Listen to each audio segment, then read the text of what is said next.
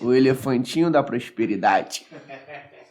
E aí, pessoal? Tudo bem com vocês? Bom dia, boa tarde, boa noite, para qual horário que você esteja nos ouvindo. Tu já percebeu que na nossa logo o elefante tem uma corcunda, né? Tipo um camelo? Dá uma proposta. Que loucura. Mas é maneirinho. É maneirinho. Diferente. O elefantinho.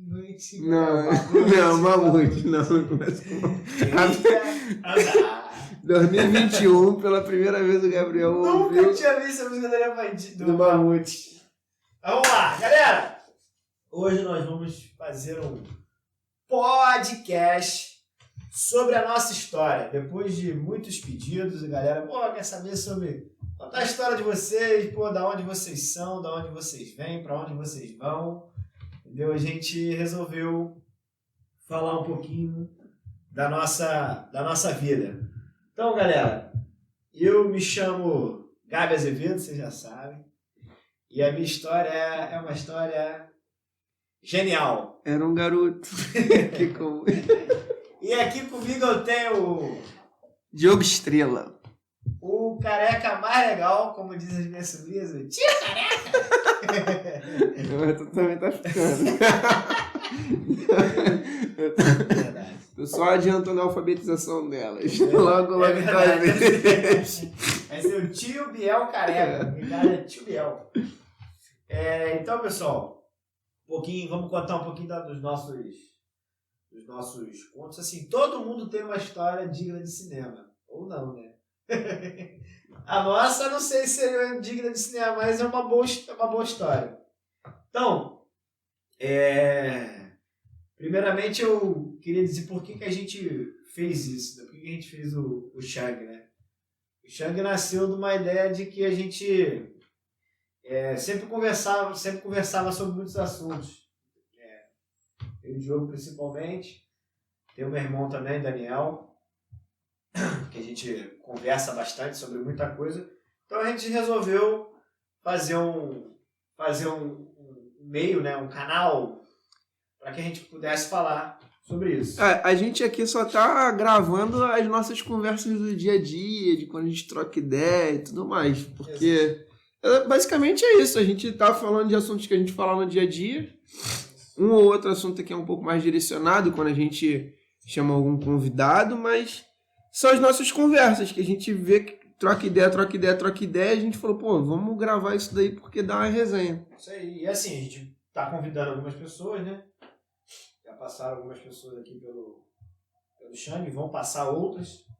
E a nossa ideia é construir um ambiente democrático, que a gente possa conversar sobre diversos assuntos, falar sobre qualquer coisa sem ter receio, né, de conversar, Então, assim, a gente vai explorar muitos assuntos. Alguns assuntos vão ser mais corriqueiros, que a gente fala mais sobre finanças, né, por hoje, que é o que a gente faz como ofício, né, como trabalho. E também negócios, né, que é o que a gente mais faz. Então, assim, um pouco da minha história. Eu sou formado em Direito, né, sou advogado. E vou contar um pouquinho da história desde lá do início, né? Desde o início, porque assim, às vezes o cara que pode estar ouvindo a gente, pode estar na dúvida, na mesma dúvida que a gente teve. Quando eu fiz Direito, sempre vinha aquela coisa, tu faz concurso? Por que tu não faz concurso, cara? Faz concurso, não sei o quê.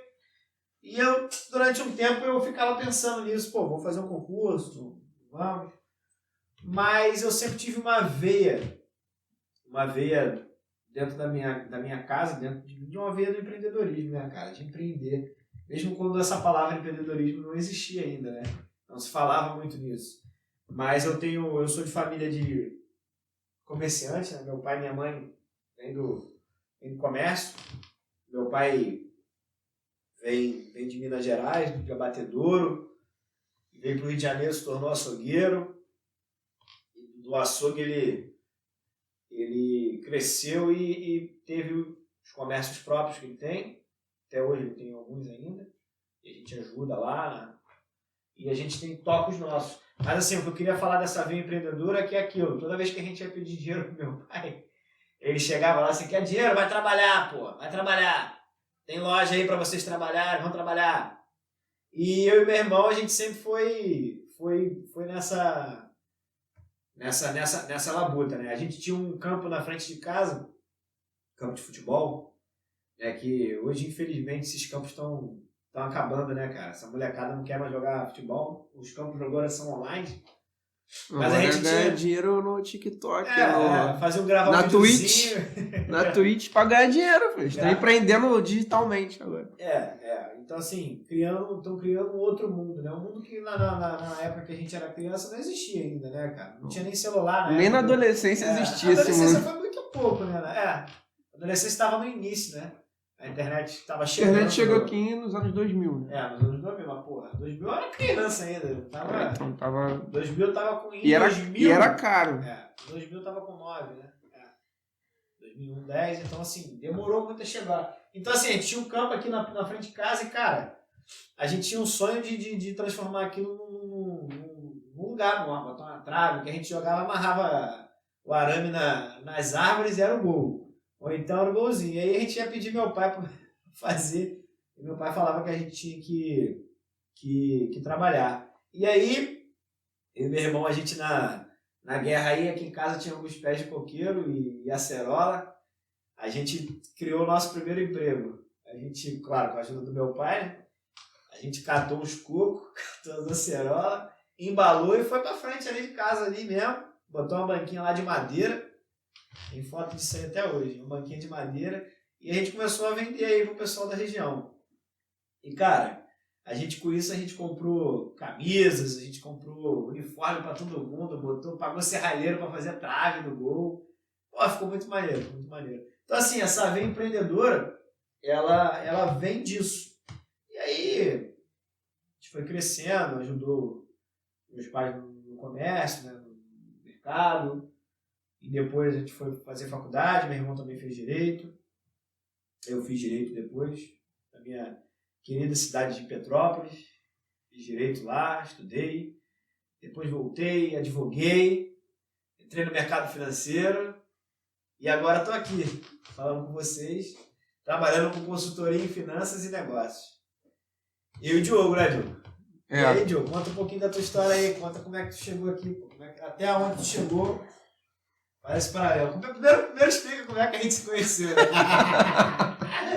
Amor, desculpa, tá? Mas o Diogo vai contar como é que a gente se conheceu. Mas eu vou me lascar juntinho contigo também agora. Gente, não é nada que vocês estão pensando, não vai. Eu comecei a namorar uma menina, ela tinha uma irmã, e aí depois tu começou a namorar a irmã dela. Foi onde a gente se conheceu. O Gabriel tinha uma bis, dirigia sem habilitação e dava fuga na polícia. Desculpa aí, pessoal. Não, o pessoal mais novo aí, não anote isso. Tá? Essa parte extra da minha vida. Foi assim que a gente se conheceu. A gente se deu bem logo de cara. Gabriel é um cara muito...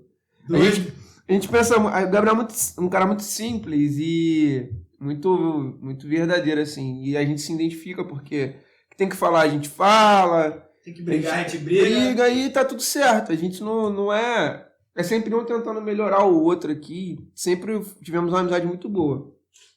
Depois ele terminou com a menina, depois eu terminei com outra menina, e o natural seria que a gente fosse se afastar, mas aconteceu justamente o contrário, né? A gente continuou sendo amigo, ficamos cada vez mais próximos. Aí a gente começou a falar muito de dinheiro, de finanças, e aí estamos aqui com a consultoria e trabalhando junto. Mas assim, a história da minha família começa parecido com a tua, do Gabriel, e muda um pouco, né? Porque assim, meu avô é uma pessoa que não tinha nada, construiu um comércio, construiu uma loja de fabricação de lajes, se estabeleceu, e aí ele passou isso, ele veio a falecer e passou isso para os filhos, né? Aí ficaram de frente 3 filhos, era dividido em 4 partes, né? Essa empresa, 4 sócios, basicamente, foram os 4 filhos que assumiram, 3 filhos e o esposo de uma das filhas assumiram lá. E aí, assim, não tem como eu olhar para trás hoje e não avaliar isso como uma falha. Porque, assim, quando eu era pequena, não, as coisas estão difíceis. Mas não é só as coisas estão difíceis. Isso aqui vale para qualquer pessoa que está empreendendo agora. Uma das principais causas de empresas familiares quebrar é o nepotismo. Quando você passa aí o seu negócio para alguém que não está preparado ou não gosta daquele negócio. Gente, não vai dar certo. Foi o que aconteceu. Passa por comodidade, né? Porque passou não. porque era cômodo passar para familiar. Assim, passou porque o meu avô faleceu e deixou para os filhos. Então era ele. E os filhos já trabalhavam com meu avô. Mas não é que meu avô criou um negócio do nada. Meu avô foi caminhoneiro, transportou material, aprendeu o trabalho, aprendeu tudo e aí montou a empresa dele. Então ele sabia tudo. Quando a empresa passou para os filhos, dividiu o serviço e cada um fazia um pouquinho e ninguém entendia do que nada que ninguém estava fazendo. E foi levando aquele negócio do jeito que dava para levar, sem procurar conhecimento, sem procurar se desenvolver, sem procurar entender o mercado. As coisas ficaram obsoletas, a empresa acabou. E aí, filho, o que sobraram para os netos do meu avô foi cada um por si e Deus por todos, né? Então, eu sou formado em marketing, fiz uma pós-graduação em gestão empresarial, trabalhei em colégio particular, trabalhei no Sistema S, depois fui trabalhar numa editora. E, assim, me frustrei muito, né? Não é porque eu não tenho esse pensamento de que trabalhar para alguém é algo ruim, né? Muitas das vezes, se você mora no Brasil hoje, empreender é um ato de coragem e loucura. Porque é muito difícil, é muito arriscado o empreendedor hoje, o cara que é empreendedor, o cara que tem um comércio, o cara que tem um negócio. Muitas das vezes o funcionário dele está dormindo, ele não está dormindo. Ele tem que pensar em como ele vai pagar as contas, fechar as contas. E o cara que trabalha para alguém, eu não acho ruim isso. Porque o cara que trabalha para alguém, ele pode se autodesenvolver, chegar a um patamar importante no mercado de trabalho, ganhar um bom salário e ele fazendo o trabalho dele, ele tem ali o salário dele, entre aspas, meio que garantido, né? Porque pode acontecer igual aconteceu essa pandemia aí, as pessoas ficarem desempregadas. Mas é uma vida mais tranquila do que a vida do empresário. Eu sei que o nego vai estar me crucificando aí, porque por estar falando isso, mas é. É uma vida que... Mas ele fala tranquila, você fala tranquila na ideia de você não ser full time, né? Não é full time, você consegue se desligar, né? No final de semana você consegue desligar. Sim. O empresário nunca desliga. Não desliga nunca, o cara tá sempre trabalhando, o cara dorme trabalhando, acorda trabalhando. E ele tem o ônus disso, normalmente ele consegue dispor de tempo em momentos em que uma outra pessoa não ia conseguir, mas ele paga o preço por isso. Né? Então, não é porque as pessoas escondem, vou trabalhar pro fulano e ele vai ficar rico, eu vou... Não é isso. Não é tudo tem um lado bom e tudo tem um lado ruim, né? Depende do ponto, né, que você só que eu trabalhando nessas empresas, assim, eu vi muita coisa acontecer. Eu vi muitas ideias, por exemplo, as ideias minhas acontecerem e aí outras pessoas levarem os créditos por isso e por isso eu não fui visto e talvez por isso eu deixei de ganhar uma promoção, uma bolsa de estudos oferecidos pela empresa. Aconteceu de um chefe meu tomar uma ideia minha e o chefe de outro setor que já sabia da minha ideia me defender em reunião. Não, essa ideia não é tua, essa ideia é do Estrela. Aconteceu. E aí eu fui trabalhar em outros lugares e essas coisas acontecem, costumam acontecer. A gente aqui no Brasil tem muitos casos de pessoas que são boas pessoas para cumprir ordens e elas não pensam, né? E elas acabam também punindo quem pensa. Sim. E aí pessoas com boas ideias acabam, entre aspas, morrendo dentro da empresa, né? A pessoa desanima, passa a fazer só o trabalho dela, só o básico, não desenvolve nada novo, não ajuda a empresa em nada. Mas é culpa um pouco dos chefes que a gente tem por aí. Inclusive vai ser uma objeto de um outro podcast, né? Que a gente vai falar sobre essa visão da empresa familiar, né, cara?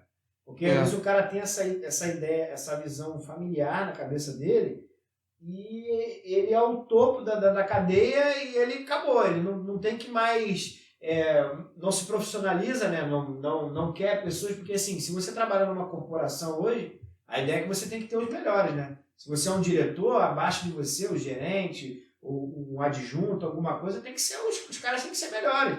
Tem que te confrontar para você poder chegar num objeto melhor. Porque, às vezes, igual acontece com a gente mesmo, eu olho por um lado e você fala, não, pô, vamos por esse aqui. Assim, se tu fala por uma coisa, olha para o outro, para a gente poder chegar num senso, né? Então, assim, na verdade, você falou sobre duas coisas que vão ser objeto de podcast, que é a empresa familiar e a relação também de relação chefe, líder, e liderança, né? Entre corporação. Porque, assim, às vezes, é o que a gente muito o que a gente sofre, né? A gente sofre no nosso dia a dia, né? Então, assim, a gente vê e cara, muito do que a gente às vezes sofre numa família, sobre empreendedorismo, né? É porque a gente também não é criado para isso, né, cara? Não é ensinado, ninguém mostra pra gente como é que é empreender, como é que é fazer. Basicamente, o brasileiro ele vai tateando, né? Vai tateando. Ele vai tateando, ele não tem um plano, ele não sabe para onde que ele vai e tal. Eu vejo quando eu olho a história do meu pai, quando meu pai conta que ele chegou assim, ele basicamente ele veio tateando. Até o meu pai são 2 casamentos que o meu pai teve. O pai teve um primeiro casamento e depois teve um segundo. A primeira esposa não deu certo, teve 3 filhos. Eu tenho outros 3 irmãos desse outro casamento.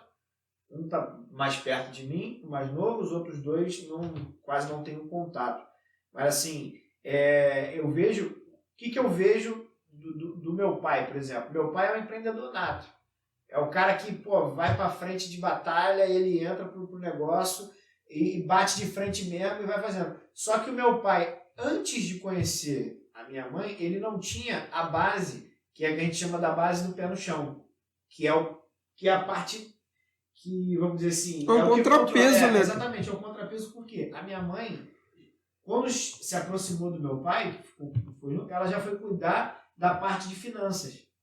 Que essa é uma parte fundamental para o funcionamento. Claro, você tem que ter o cara que batalha na frente, que é o cara que fica lá no front-end, né, no final, e tem que ter o cara no back, né? Tem que ter o cara por trás, no back-end ali, para poder segurar muito o porque um depende do outro. Então, assim, quando meu pai juntou com a minha mãe, minha mãe na época que eu conheci meu pai, ela trabalhava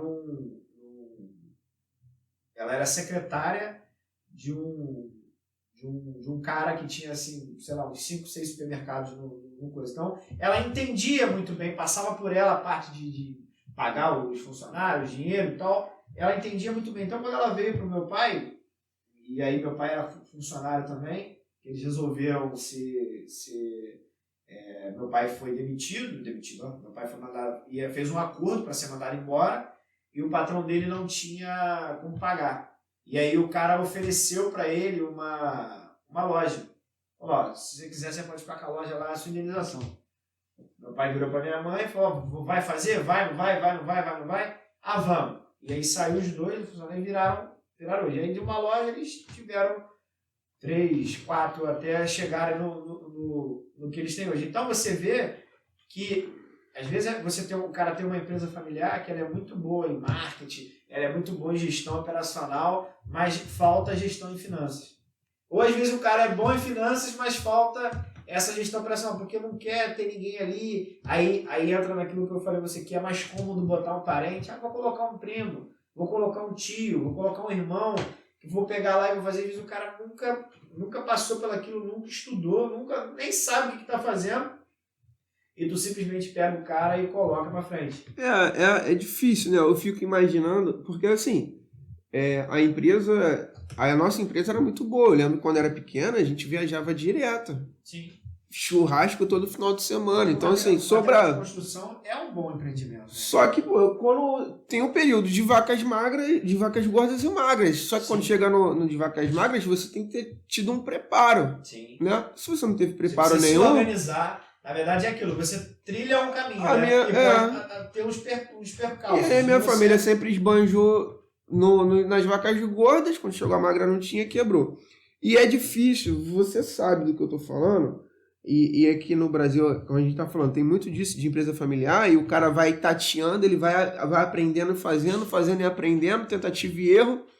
E aí, às vezes, quando você chega com um pouquinho mais de conhecimento técnico, alguma coisa, se chega para explicar, você fala, não, pô, sempre deu certo assim, por que eu vou mudar? Então, nessas coisas assim, é complicado, cara, muito difícil. E aí, voltando, né, resgatando o assunto, é por isso que a gente está aqui, porque eu estava com todas essas insatisfações de trabalhar para alguém, carteira assinada. O problema não é trabalhar para alguém, o problema é trabalhar sem ser reconhecido, sem conseguir colocar uma ideia em prática, sem conseguir acrescentar aquilo que você pode acrescentar. Eu cansei de chegar em reunião munido de informação e, tipo, cara, basicamente pega tudo que você leu e estudou, joga no lixo e faz o que eu tô mandando.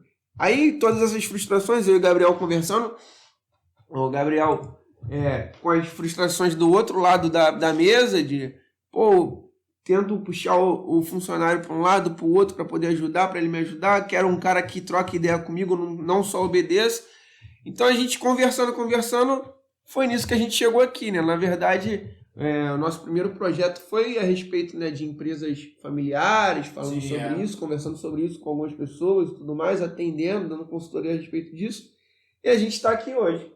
E engraçado que a gente continua dando consultoria para a empresa, só que a gente agora parte de um lado contrário. Em vez de bater na porta da empresa, né, para falar da consultoria, a gente vai atrás da pessoa física. Aí, geralmente, a gente descobre que essa pessoa física é um empresário. E esse empresário transfere todo o teu problema na vida privada, ele leva para a empresa. E aí, o que acontece? A gente acaba tratando os dois ao mesmo tempo. A gente trata tanto das finanças, tanto da vida do cara na parte privada e começa a tratar com ele também na parte da empresa, né? Na gestão de negócio, na parte de finanças. Então, assim, a gente faz um trabalho bem legal, a gente acaba descobrindo. Mas agora voltando... porque a gente identificou, né, e isso é claro pra gente, que a vida pessoal do empresário, ela vai refletir na empresa dele. Sim, porque o CNPJ,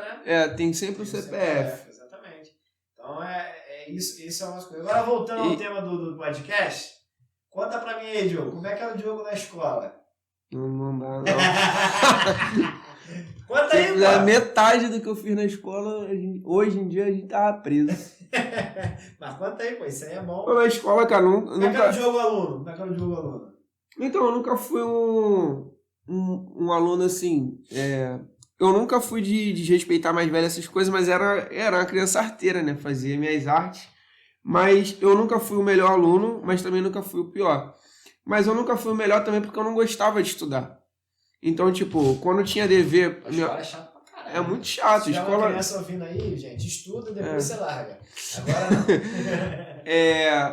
não. O que eu fazia na escola, minha mãe conta até hoje. Minha mãe Uma vez a minha mãe foi pra escola reclamar que eu não levava dever pra casa, porque a professora não passava. Mas não é que a professora não passava. Eu não levava mesmo. Eu fazia o dever de aula na aula e quando a professora passava o dever de casa, eu já fazia na aula também, porque eu queria aproveitar o tempo que eu estava em casa. Jogar bola, estudar. Jogar bola de gude, videogame. Cara, a verdade é que 64. a escola não estimula você a nada, né? É por isso que a gente, mais uma vez, a gente está aqui hoje, mais uma vez, porque tem um monte de pessoa que cresce com um monte de deficiência. A gente cresceu com deficiência, a gente não sabe lidar com a vida, pô. A gente não sabe lidar com a vida. As pessoas falam pra você já ouviu isso? Estuda, entra na faculdade, arruma um bom emprego. Beleza, você vai fazer todas essas etapas, você arrumou um emprego. E ninguém te explica como é que você decifra o seu contra-cheque, por exemplo. Como é que passa disso tudo? Ninguém te explica como é que funcionam as leis trabalhistas no nosso país. Ninguém te explica. A vida tinha que passar pela... A escola é maravilhosa. Seu primeiro contato com a sociedade e viver em sociedade. Hoje em dia eu acho que nem tanto. Mas na minha época, você tinha que aprender a lidar com um cara que ia te bater. Isso acontecia. O cara que ia ficar te zoando, o cara que era teu amigo, o cara que tu brigava na escola e de tarde estava jogando bola com ele. Tinha que aprender a lidar com todas essas situações e criar um pouco mais de resiliência.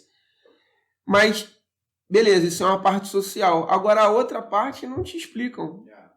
Não, a escola como instituição, né, na parte platônica da palavra mesmo, né, no campo das ideias, a escola é maravilhosa, né, cara?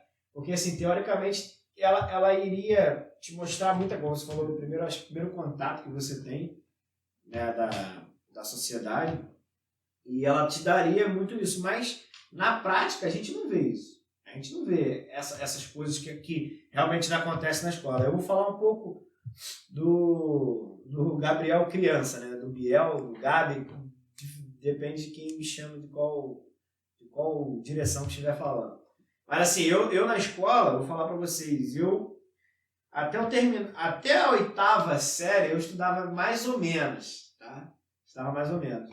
Mas assim, quando eu passei do primeiro para o terceiro ano, do primeiro e do terceiro ano, eu tipo que dei uma largada, porque assim, naquela época eu achava que eu estava vendo tudo de novo.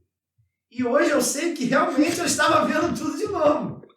É só você parar para pensar. Você estuda hoje é primeiro ano até o 9º ano, né? Que é a antiga 8ª série. Você fazia lá um estudo legal, um lápis.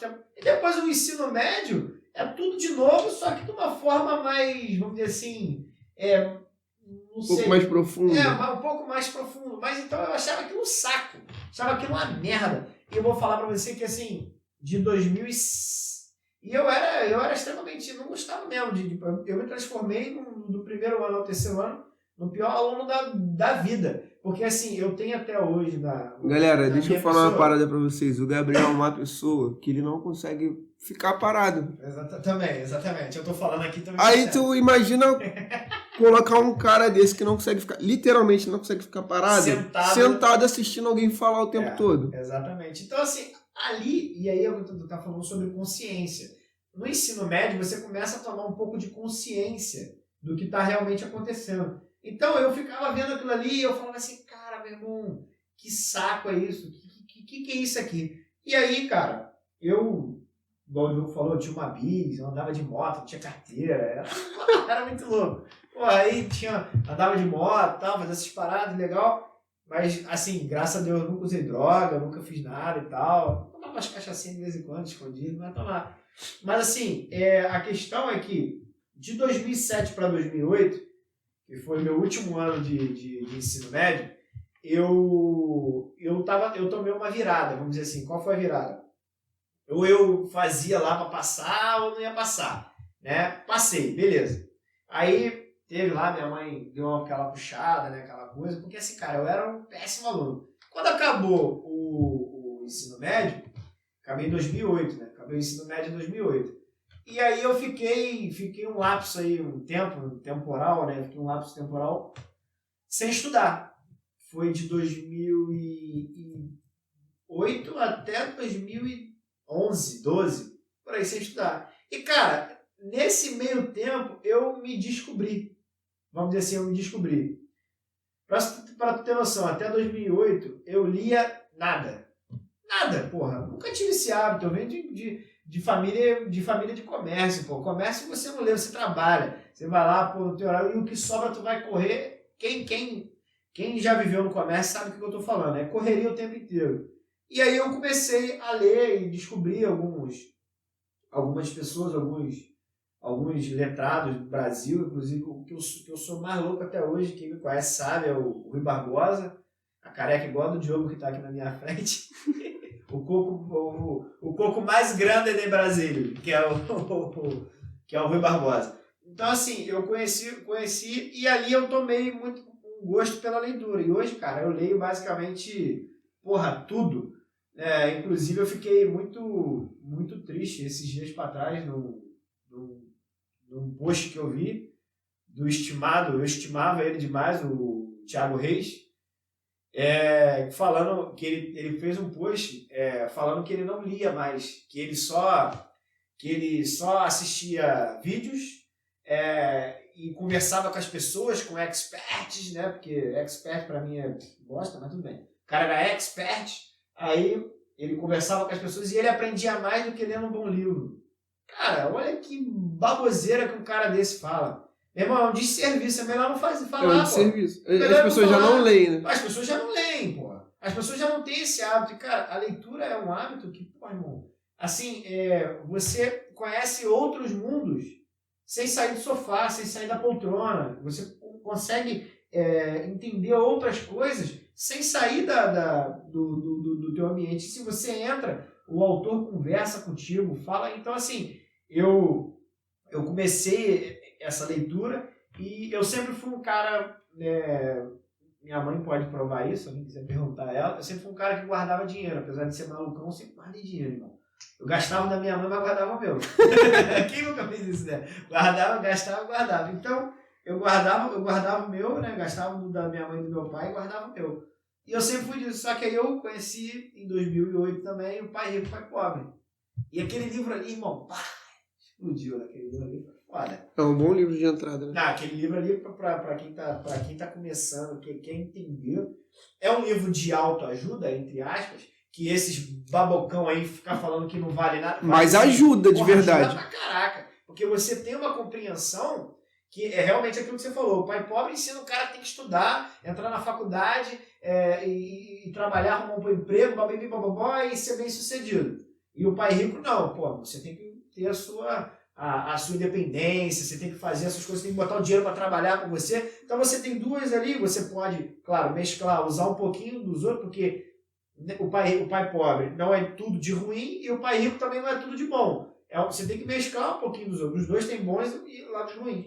Então, daquele momento, eu comecei a passear. Então, assim, eu fiquei de 2 a 3 anos, cara, passeando pelos livros, meu irmão. E ganhei assim, nunca fui de sair, nunca fui de coisa mesmo, mas eu sempre gostei muito de jogar bola, né? Jogar videogame e tal, eu e meu irmão, principalmente. E aí a gente ficou nisso, descobri, e aí resolvi fazer faculdade e tal, e resolvi que eu tinha que mudar de cidade, sair da onde eu moro para ir para Petrópolis. Por que tu decidiu fazer direito?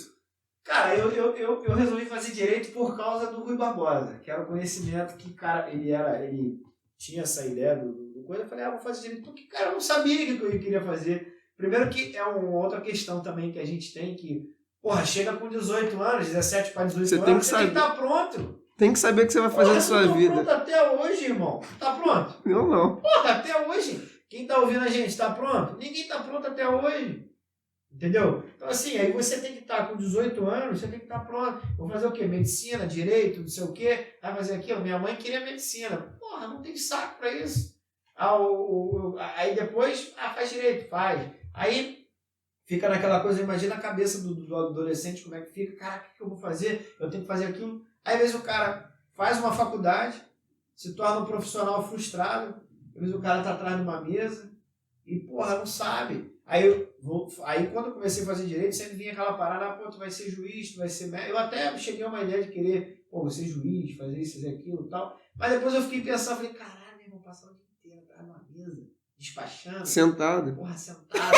Puta que pariu. Se eu tiver numa sala, não tiver janela, eu fico maluco, meu irmão. Tem que ter janela. Eu trabalhei no escritório do amigo nosso, que eu pedia pra ele a janela, mas ele não me dava a janela. Eu falava, cara, pelo amor de Deus, eu preciso da janela. E assim, lá era uma baia, você ficava numa baia, virava pra parede praticamente, ouvia os colegas, ouvia a parede. Então, pelo amor de Deus, me dá a janela. Não, janela não, janela não, janela não, janela não. Cara, eu não aguentei ficar naquilo ali. Não aguento, irmão. Eu gosto disso aí, ó. Eu tô escrevendo alguma coisa, a gente quando escreveu o e-book e tal, e tem outros livros que tem pra sair aí sobre ações, sobre coisa. E aí eu tô escrevendo, cara, eu tenho que ir na janela, eu tenho que ver o passarinho voando, irmão. Tem que olhar o movimento na rua. Não tem jeito, cara. Cada um é de uma forma. Então, assim, a gente acaba fazendo essas coisas e voltando ao que eu tava falando, a gente tem que nascer pronto. Então, eu decidi fazer direito. Fui lá, passei 5 bons anos em Petrópolis estudando, por curtir. E por que eu decidi ir para Petrópolis? Porque aonde eu tô, se eu fico aqui, eu não consigo estudar, porque eu ia ter que trabalhar, vamos dizer assim, corriqueiramente. E se tem uma coisa que eu não consigo fazer, igual você acabou de falar que eu não consigo ficar parado, eu também não consigo fazer duas coisas ao mesmo tempo. Se eu estou estudando, eu estou estudando. Se eu estou trabalhando, eu estou trabalhando. Então não tem como falar assim, não dá para você levar uma faculdade e levar uma coisa sadiamente. Porra, uma vai ficar ruim. Ou você vai trabalhar mal, ou você vai trabalhar bem. Nada contra quem trabalha e estuda, mas eu estou falando que uma perna fica ruim. Às vezes você se dedica mais ao estudo, às vezes você se dedica mais ao trabalho. Normalmente o estudo é sacrificado, porque você precisa as pessoas que precisam trabalhar vão privilegiar o trabalho. Exatamente. Então assim, graças a Deus eu pude escolher e estudar e fui. E aí, cara, vivia, advoguei, fiquei 3 anos aí advogando, fazendo as paradas e tal. Depois conheci o mercado, conheci essa parte, essa veia minha que tinha de educação financeira. E aí, mano, comecei a estudar, fiz uma pós-graduação em educação financeira. E aí, tô aí na luta. Tenho algumas certificações no mercado financeiro, tô para tirar outra. E, cara, estamos nessa batida aí, nessa levada. Trabalhando com consultoria, fazendo coisa. Mas você vê que nada é... Comprando carro, vendendo... Comprando carro velho, meu irmão, e vendendo... Pô, a gente tá com o Monza agora, brother. Monza 89, parece que eles são do Mad Max. Ele tem muito furo e muito podre. Nossa senhora, muita lata podre. Outra coisa que a gente gosta também é carro antigo. Porra, pra caraca, gente. Eu me arrependo até hoje. Se você estiver ouvindo aí que comprou o meu Maverick, por favor, me devolva. Porque eu quero ele de volta. E eu quero ele de volta. Só falando assim, mas o cara não quer me devolver, gente. Fazendo um apelo. Cara que comprou tá rico hoje, porque se ele vender hoje esse Maverick... Se ele vender só a lata, ele já tá com dinheiro. Não precisa nem estar montado bonitinho, não. Então, assim, a nossa história... Por que a gente fez por que a gente está fazendo esse podcast, né? É porque para mostrar que você não é perfeito, porra. Ninguém é perfeito. A gente não nasce pronto. O que você vê aí muito na internet é só um pedaço. A gente vê agora, o que a gente está assistindo agora? No momento que a gente está gravando, está acontecendo a Olimpíadas lá em Tóquio. E às vezes você vê o atleta ganhar uma medalha ou perder uma medalha, mas você não sabe o que ele fez lá contra ontem, cara. Ontem foi bizarro. Ontem eu vi aquela menina Ana Lúcia, acho que é Ana Lúcia. A menina da natação. Pô, a menina nadou 10 quilômetros, irmão. Paulatinamente, porrando todo mundo nadando. 10 quilômetros, chegou em primeiro. Parabéns a ela, que, porra, eu vibrei, mano. Aí eu vi até falei com o Diogo aqui agora que eu vi uma... Eu disse, a polícia foi chamada para poder... Um apartamento que tava fazendo muito barulho e tal, era o apartamento da namorada dela. Aí, porra, cara, na minha casa eu gritei, pô, pra ela ter ganhado. Você imagina ela lá, que é a mulher que é a namorada lá da menina. Outra coisa, é bom tu tocar nesse assunto, porque outra coisa que também uniu a gente e a gente fica muito revoltado é com os espertos e com as pessoas... Ah, meu Deus, com as pessoas burras. Porque quando a pessoa olha a menina ganhando a medalha, fala assim, eu não sei se você acompanhou o atletismo, a corrida, que as 3 meninas da Jamaica ganharam, primeiro, segundo e terceiro lugar. Parece que é fácil. Aí todo mundo quer aquele resultado. Pô, elas ganharam sorrindo. Só vê a ponta do iceberg, né? Quanto tempo essas meninas estão treinando para ter aquele resultado? Pois é. Aí, o que deixa a gente muito revoltado, a gente teve muitas conversas a respeito disso, é todo dia alguém chegar na internet, tu abrir um vídeo na internet, tá alguém lá, não?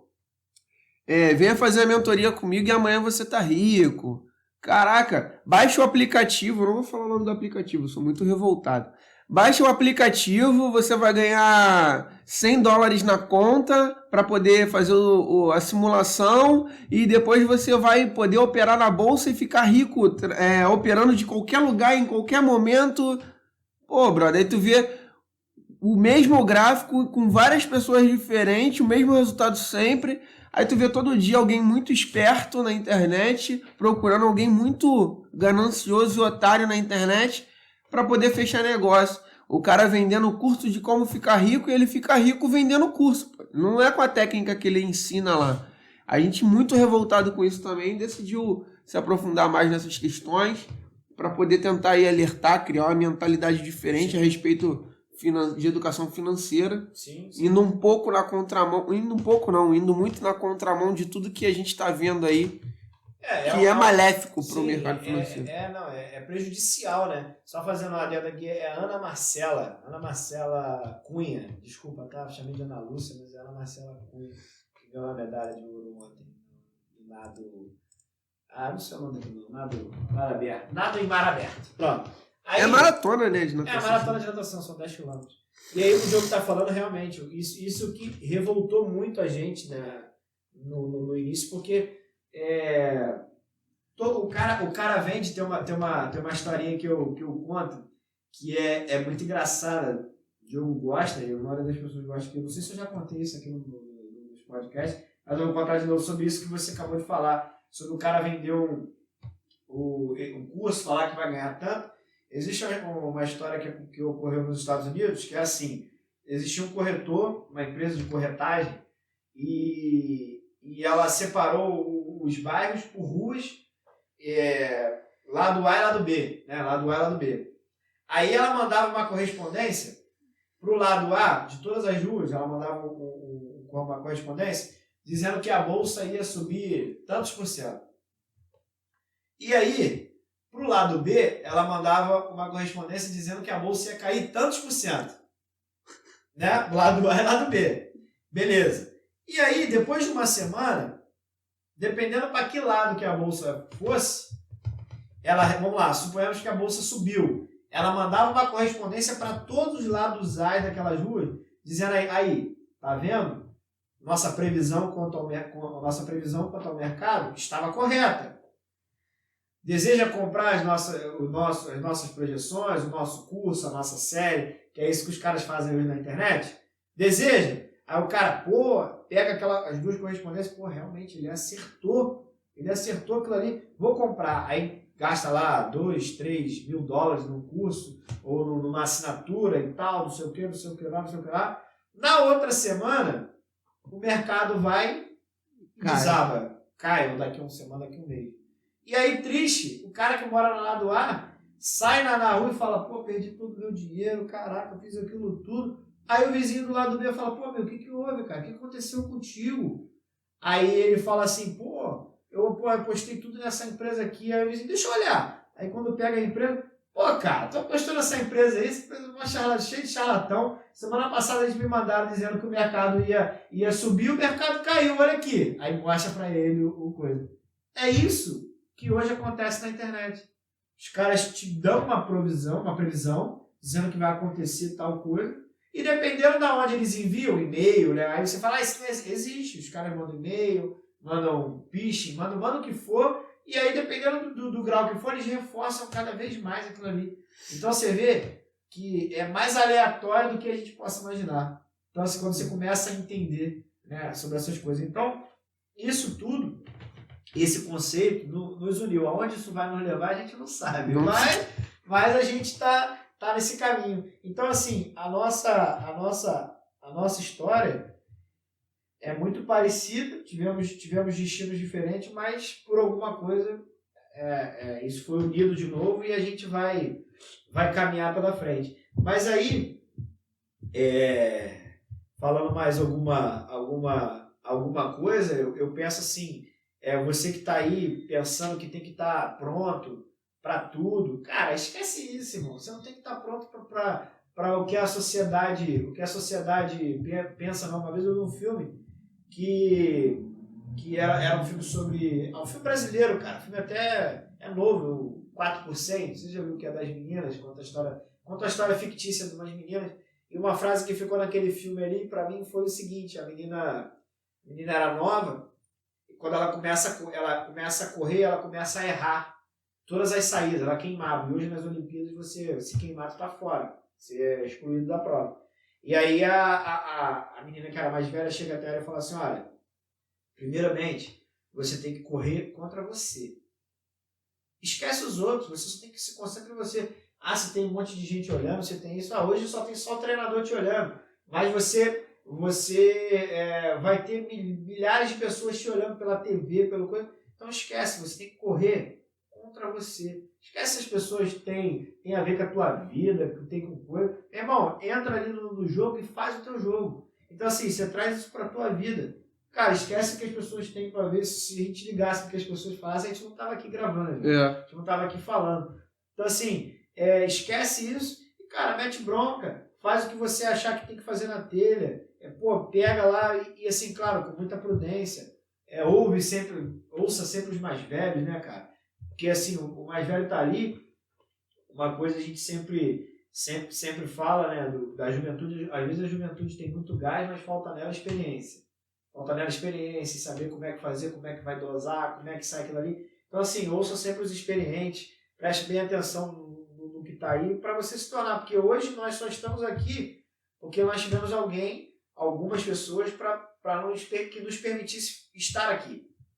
Hoje tudo que a gente tem, tudo que a gente construiu, e assim, a lição que fica é orgulhe-se, cara. Orgulhe-se do que você fez até hoje, até aqui. Entendeu? Orgulhe-se da pessoa que você é, dos erros que você teve. Olhe para trás, fala igual quando eu falo sobre, eu fui um péssimo aluno. Lembrei agora o que eu ia falar. Realmente, no meu ensino médio eu fui um péssimo aluno. Mas na faculdade, eu já fui um bom aluno. Por que eu fui um bom aluno? Porque eu estava estudando o que eu queria. Então, assim, quando eu queria você tinha interesse, né? Exatamente. Então, assim, a nossa maior crítica hoje, que eu tenho hoje contra a escola, contra isso, é sobre exatamente essa você não estuda o que você quer. Tem um autor, o Robert Pearson, faleceu em 2017. Ele fala uma coisa que ele fala sobre as escolas e tal, e ele faz uma reflexão que a escola ela é do formato que ela tem hoje, porque é o formato mais barato que existe e é o formato que mais passa a visão de que ela ensina. O que ele quer dizer com isso? A gente finge que te ensina e você finge que aprende. Essa é a ideia. Porque hoje a escola deveria de ser por experiências. Tipo assim, uma sala de aula deveria de ter no máximo 5 alunos, que é o que o professor consegue dar conta. Você consegue dar conta de mais de 10 ou 15 alunos? Você vai prestar atenção ali, faz uma reflexão na tua cabeça, na tua sala de aula antigamente. A minha sala de aula devia ter uns 30, 40 pessoas, 30, 40 alunos. O professor prestava atenção, raramente, corriqueiramente no pessoal que estava na frente, raramente no pessoal que estava no meio, e assim, um pouquinho menos que raramente o pessoal que estava no fundo, porque o pessoal do fundo conversa pra caralho. Então assim, chamava atenção, mas geralmente era aquela fileirinha da frente que mais aprendia. Porque era aquilo ali. Aí se você pegar aquela fileirinha da frente ali, tem 5, 6, no máximo 7 ali. Verdade. Entendeu? Então assim, e ele faz essa crítica porque é uma forma barata, Diogo. Por quê? Você tem um prédio, você coloca lá quantas salas você quiser, você tem um professor que você paga para tomar conta de 30 alunos. Você vai em faculdades aí, eu cansei de assistir aula, não lá na UCP, foi muito raro, mas assim, meu irmão quando estudava na Unig aqui, na Estácio também, a gente via, às vezes tinha sala com 60 alunos, irmão. Como é que o professor ensina isso? Brother, que loucura! Eu já estudei em sala, tinha aula de matemática financeira. Misturava marketing, contabilidade e administração. 1 milhão de pessoas. Não tinha como. Não tinha como. Pois é. Eu quando fiz eu fiz 2 semestres ali na Rural, eu fiz 2 semestres na Rural e, cara, é o que tu tá falando. Eu tinha aula com o pessoal do agro. Como é que é o nome do curso agro lá? Agro é bom, agro é pop. O pessoal do agro, eu fazia junto lá com o pessoal. Cara, fazia todo mundo junto. Era economia, era turma de agro. Caraca, fugiu a palavra na minha cabeça. Turma de agro. Aí tinha a turma de matemática. Tinha, meu irmão, tu fazia um monte de coisa junto com um monte de gente. Aí, chegava lá 58 inscritos na aula. Cara, aula de matemática com 58 inscritos. Parceiro, se eu sentar do meio pra trás, eu não presto atenção em porra nenhuma. Não dá, não tem como. Primeiro que eu tenho dois Gabs dentro de mim, né? Um Gabi que é muito ruim em matemática e o outro que é muito bom em matemática. Qual a diferença dos dois? Uma que a matemática não tem fundamento nenhum, uma bosta, aquela matemática pura e simples. Essa aí eu nem gosto de ver. Agora, bota uma matemática pra gente somar dinheiro. Bota a matemática aqui pra gente ver como é que... bota a matemática aqui pra gente estudar uma ação. Calcular um jurinho. Pô, estatística. Agora, me bota lá pra fazer log de X, log de não sei o que, sei lá que porra é essa que tá falando. Agora, me bota a função exponencial aqui dentro de um projeto, dentro de um trabalho que tem a ver com dinheiro, que tem a ver com números reais. Aí eu trabalho. Agora, não me vem com o negócio de função de f de x, função de não sei o que, derivada. Porra, eu não sei. Agora, quando o cara me explica estatisticamente essa matemática, porra, outro dia eu tava usando aqui uma coisa que eu tava aprendendo a mexer, porra, o protocolo de Monte Carlo. Tu bota aí um monte de gente que nem sabe que merda é essa, nem sabe usar. E, porra, o cara quando explicou, eu falei assim, porra, é complexo. Porra, mas dá pra entender essa merda. Porque, assim, tinha fundamento. Ele tava tentando... o protocolo de Monte Carlo, ele prevê cenários. Então, ele te dá vários cenários do que uma ação pode chegar, do que um negócio, um produto pode chegar. Então, te dá vários cenários e ele te dá uma linha para você criar as probabilidades.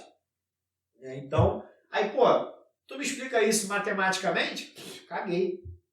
Não quero nem saber. Agora, me explica isso da forma como eu falei. Pô, isso aqui é para calcular uma probabilidade X. Eu, pô, lá na moral, o professor lá, lembro o nome dele até hoje, Vinícius, falava assim, professor, essa matemática 1 e 2 serve para quê, professor?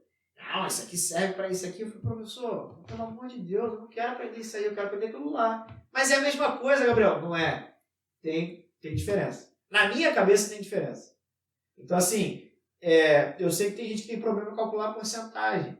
Mas se tu botar o cara para calcular a porcentagem de um valor em dinheiro, ele calcula. Ele calcula. Ele dá o jeito dele, irmão. Se ele vai chegar na coisa... Tem gente que bota lá, eu quero chegar a 5%. De R$1.000. 10% de R$1.000 é quanto? É 100. Porra, cortei no meio é 5. O cara chega, cortei no meio de novo 2,5. Pô, então o cara chega na matemática. Entendeu? Dá o jeito dele, mas ele chega. Agora, essas coisas práticas que tem, que é enjoado, né, do próprio ensino. Eu, quando fiz direito, irmão, eu tive 2 anos, 4 semestres de português, velho. Caralho, português, irmão. Português a gente aprende na escola, para que eu fosse aprender na faculdade de novo? Porque é o raio da deficiência do ensino que a gente tem. E aí o cara vai fazer economia, ele tem 2 semestres de matemática pura e simples. Porque ele não aprendeu matemática lá. Mas será que o formato de explicar matemática, o formato de explicar português não tá errado? Será que não é isso? Será que a gente está olhando só para o aluno, em vez de olhar para quem está ensinando essa parada?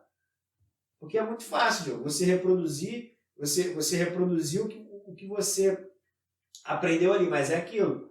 Eu te finjo que te ensino e você finge que aprende. É isso. Entendeu? É o reflexo do que a gente tem hoje em dia. Aquela questão do que a gente estava falando de você ter alguém ali, um funcionário que vai te dar ideias ou um funcionário que só vai cumprir regra. Exatamente. É basicamente essa a diferença. E o do chefe, né, que tem dificuldade de aceitar ideia diferente também. Porque o cara tá acostumado com um padrão, se ele fugir daquele padrão ali, ele fica louco, não consegue trabalhar com aquilo. Então... E isso aí é uma coisa que a gente só aprende, é o bom do empresário, né? Às vezes você só aprende essas coisas na prática, né? Que é viver vamos dizer assim, é viver sem saber o dia de amanhã, filho. Sempre aparece alguma coisa para você fazer. Então, como o Diogo falou, eu realmente sou um cara que eu não consigo ficar parado. Então, eu acho que eu não daria certo com algumas profissões que muita gente se dá bem. Entendeu? Muita gente se dá bem. Eu tinha uma amiga na faculdade que falava assim, como é que tu consegue prestar atenção na aula se mexendo desse jeito? Eu falei, eu tenho o meu jeito de estudar. Ela, mas eu não consigo prestar, porque eu fico prestando atenção em você. Então, cara, era muito hilário. Mas assim, essa é a realidade. Ela falava assim, é engraçado, ele não deixa ninguém prestar atenção. Ele presta atenção, tira boa nota e a gente fica na merda. Mas era essa parada mesmo. A cada um tem um formato de estudar. Eu tive um amigo na faculdade também, Kenzo, que hoje está na Espanha, parceirão. Ele era o cara mais engraçado do mundo. Ele estudava poucas horas na prova, mas o moleque tinha uma cabeça que ele gravava tudo, irmão. Tudo. Ele gravava tudo. que tinha no livro e chegava na prova e tirava 10. Só que ele tinha um problema. Qual era o problema? Quando passava a prova ele esquecia tudo. Porque ele decorou, ele não aprendeu. Ele mesmo fala isso. Muitas vezes ele fala, cara, o único problema de tirar uma boa nota é isso. Você vai lá, faz uma boa prova, mas o conteúdo não ficou retido. Então a ideia qual é? Ele arrumou uma forma de burlar o sistema. O sistema era qual? Decorar. Que hoje a maioria das nossas provas é o quê, Gil? É decorar. Decorar, pô. Você vai lá, você faz uma prova, qualquer lugar assim, você faz uma entrevista de emprego, o cara te dá uma prova. Porra, qual a necessidade, cara? Mas o cara vai ser motorista, irmão. Tu vai fazer uma prova de... Se o cara é motorista, tem que saber dirigir, ele tem que saber dirigir, irmão. Ele tem que saber de matemática, ele tem que saber disso, ele tem que saber dirigir, saber cuidar do trânsito. Não, esses dias, minha namorada foi fazer se candidatou a uma vaga, e aí ela tinha que fazer uma prova. Aí no meio da prova lá tinha várias questões de matemática, raciocínio lógico, entre outras coisas. Mas a minha namorada é pedagoga. Tipo assim, não precisa daquele nível de matemática, não era o que ela ia trabalhar, entendeu? Então, assim, por que não botou coisas de pedagogia relacionadas? Pois é, cara. É um absurdo. É o que a gente fala, né? Os caras estão procurando pelo em ovo, irmão. Procurando pelo em ovo. Você vê aí, quanto mais... Outro dia, porra, eu acho de uma presunção, assim... Cara, quer ver uma parada muito maneira? Eu tava assistindo um vídeo ao vivo, do Rica Perrone falando. Ele é um comentarista, um jornalista. E Rica Perrone, não, o Pilhado, também tava junto, né, dele falando. Ele falando, cara, na tal emissora de televisão hoje, o cara que tá lá no comando da comunicação do esporte, ele não é um jornalista que entende de esporte. Talvez ele nunca tenha pisado na beira do campo para falar com um jogador, falar com um técnico. Ele não entende. Ele só é um bom gestor de custos. Sim. É um cara que é muito bom na planilha, ele tem uma faculdade de jornalista dele e é muito bom em cortar custo. Aí põe ele lá. E é por isso que hoje o jornalismo esportivo tá uma bosta. Porque aí o cara que entende de campo fala alguma coisa diferente, fala, não pode falar isso não, para não... Cara, não, porque o cara não entende de esporte, não sabe como é um vestiário, ele não sabe como é que é a linguagem do jogador, a linguagem do técnico, a linguagem do ambiente em que esses atletas vivem, ele só entende de planilha e cortar custo. E aí, por isso que o cara da faculdade, mas não pegou a referência. Entendeu? E aí, qual é a vantagem nisso? Não, aí igual você vê, as coisas que mais... Você fez eu lembrar agora, você falou do coisa, eu lembrei do... Aí, quem não assistiu, assista a série do Mussunda, cara. Aí, o Mussunda era um... Pra mim, ele era um gênio, cara. Ele era um gênio incompreendido, meu irmão. Mas, assim, você vê, é o que o Diogo tá falando. Sobre essa ideia do jornalismo. Porque a tese do Caceta, né? Do Caceta do Planeta sempre foi, né? O jornalismo mentira, né? E o humor verdade, né? Então, assim, o Mussunda fazia isso com a maior cara dura que ele podia fazer. E cara, é muito maneiro. O primeiro episódio, principalmente, que é o que eu mais gosto, que mostra o Mussunda de um lado que a gente não conhece. Que é o Mussunda adolescente, o Mussunda criança e tal. Mas ele sempre teve essa veia do humor. E ele foi ele mesmo diz que foi fazer a faculdade de comunicação, que era a única que sobrou para ele fazer, porque ele não passava em nenhuma outra. Ele foi fazer essa, né, de comunicação, e ali ele se descobriu. E ele até hoje, se estivesse vivo, né, ele estaria na faculdade de comunicação, porque ele nunca saiu de lá, né? Ele nunca se formou. E aí porque ele começou a ganhar sucesso antes de se formar, né, cara?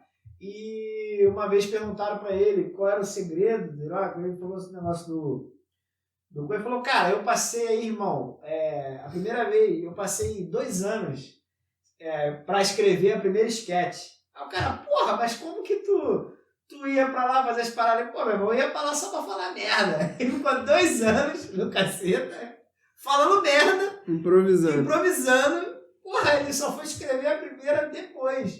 Então assim, cara, aí, assista, porque você vê que é aquilo. Ele não é um engomadinho.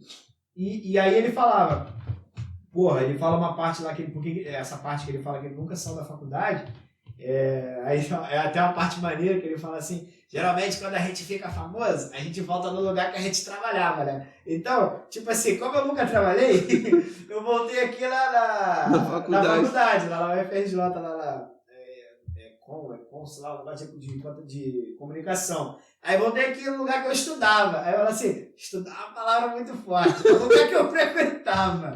Aí ele volta lá e ele fala isso. Aí o cara pergunta pra ele por que ele nunca teve. Ele falou, cara, porque quando eu olhava pros meus amigos, porra, eu olhava os caras que se formaram e tal, pô, o cara tava trabalhando num jornalzinho merda, num cargo merda, e aí, porra, as coisas mais legais que aconteciam na cidade ele não fazia, o cara mandava ele lá pra puta que pariu pra poder cobrir, porra, o cruzamento da égua com um cavalo no meio do mato, não sei do que ia gerar uma coisa, tipo assim, só bagulho merda, e aí ele falou, porra, eu não quero isso pra mim. E aí foi onde eles começaram, aí aquela ideia eles iam lá pra Santa Úrsula, né, na faculdade lá, panfletar e vender os shows, né, que eles faziam, né, e os outros cacetes, não vou lembrar o nome de todos agora, mas então eles iam pra essa coisa, e assim, o cara era um visionário, né, velho? Eu tava até vendo uma coisa sobre esse próprio nome Caceta, né? Pô, o cara naquela época, velho, colocar esse nome Caceta era a mesma coisa que tu ir pra televisão e falar qualquer palavrão, irmão. Tipo, tu chegar na palavra lá e falar, porra, sei lá, piroca, sei lá, tu fala qualquer coisa, sei lá, era Caceta, né? Então assim, aí você vê, e hoje Caceta virou Caceta. É um pão, cacetinho, é o pão português. Pão português, né? Então, a gente vê que assim, aí eu remonto sempre a ideia disso, aí é uma ideia mais recente, que é a ideia do Taleb, que ele fala uma coisa, assim, não que tudo seja aleatório, mas muito do que acontece de um cara ter sucesso ou não ter sucesso vai mais da aleatoriedade do que aconteceu com ele, do que por ele ser preparado, ser o melhor de todos. Não é isso, não. Entendeu? Você vê, por exemplo, a Coca-Cola hoje, ela é o refrigerante mais vendido no mundo. Mas poderia ter sido outro, pô. Que foi criado lá no coisa e as pessoas gostaram dele e acabou. As pessoas escolheram. Entendeu? Os dois maiores fabricantes de calçados esportivos que nós temos hoje no Brasil é a Nike e a Adidas. Mas poderia ter sido outro. Não quer dizer que o cara que criou a Nike, ele era o A. Não, porra. Ele foi naquele momento ali e deu certo. Entendeu? Então, assim, o sucesso hoje, galera, às vezes a galera fica se prendendo a isso. Ah, não, porque eu tenho que fazer isso, que eu tenho que fazer sucesso, não sei o quê, babibi, babá. O sucesso conta mais por ser aleatório do que você realmente fazer aquilo. Você vê, cara, é bizarro uma pessoa que aquela garota lá de programa do MC Kevin, sei lá, que estava lá no coisa, depois do acidente, ela tinha, sei lá, 8 mil seguidores, a menina passou a ter 100 e poucos mil seguidores. Bom, o número de seguidores da mulher cresceu. Por que as pessoas ficam seguindo essa galera?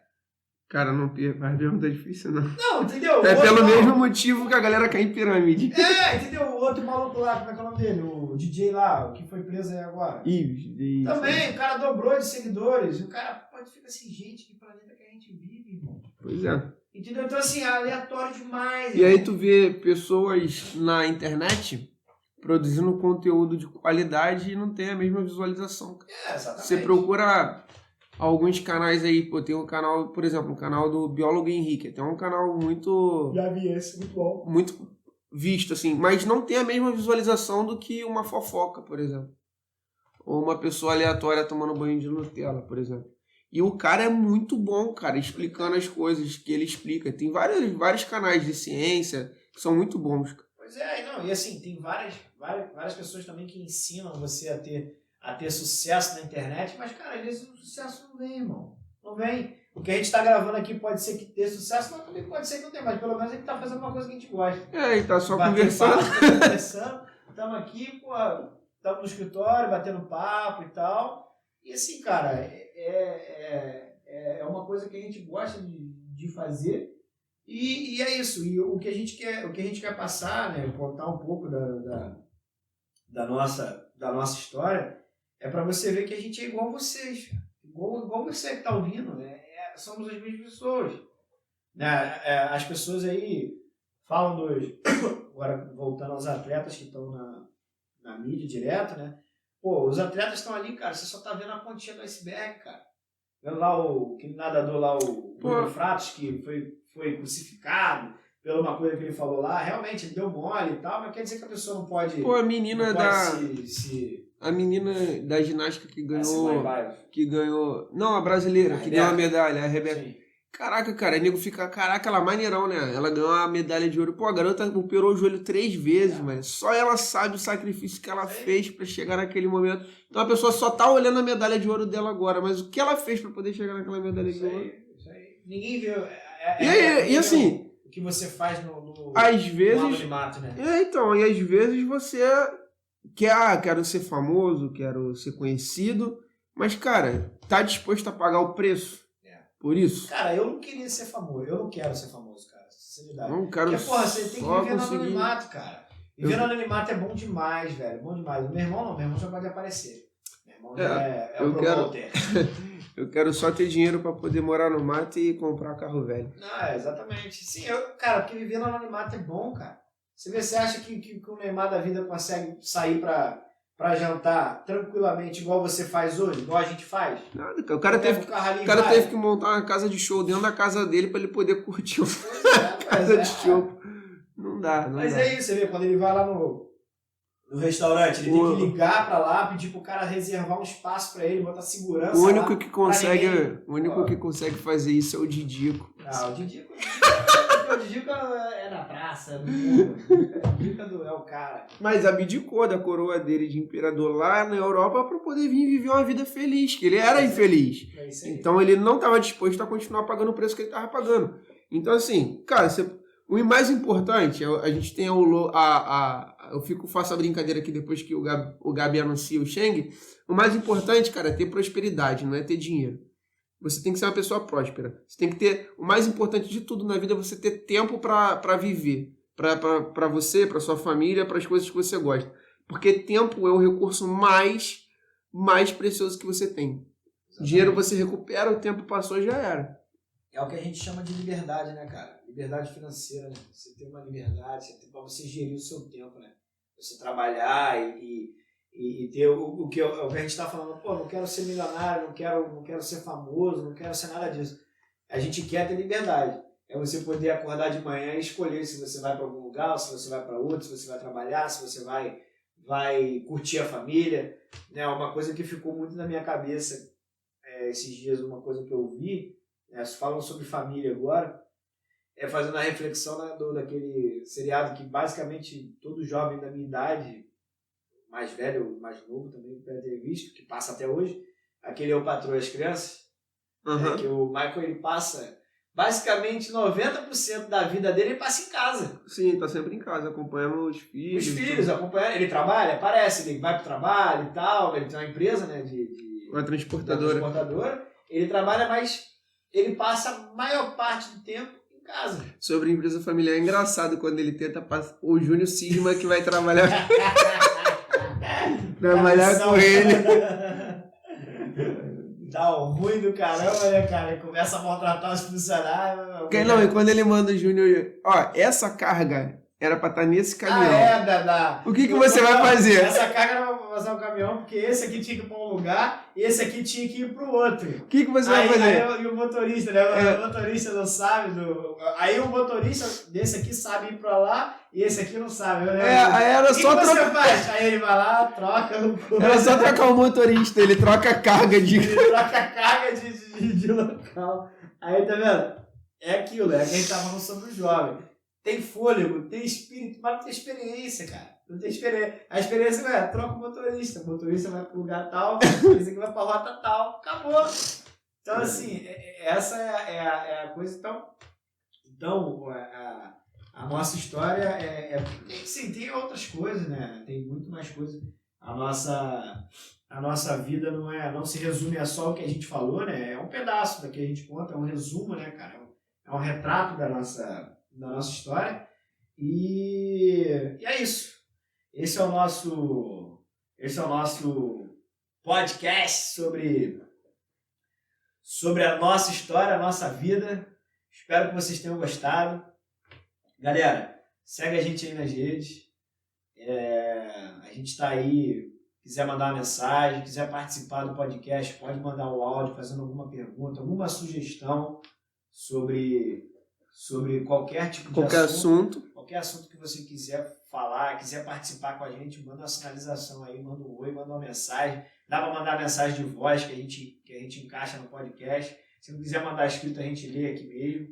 Beleza? Fica um abraço aí. Salve, salve, molecada!